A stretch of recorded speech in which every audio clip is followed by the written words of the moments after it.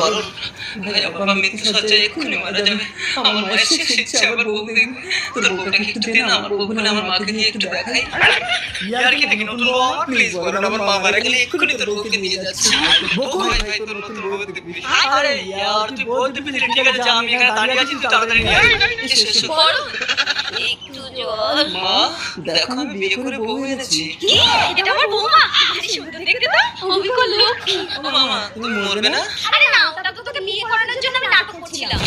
মা গো বরণ কিছু বলে এলাম, আমার মা মরে গেলে বউকে দিয়ে দেবো। কি ভাবছিস বকুল? না কিছু না। আজ থেকে আলমারির চাবি তোমার কাছে থাকবে। বৌমা তোমরা ফুলসজ্জা করো, আমি বাইরে থেকে দরজা লাগিয়ে দিই।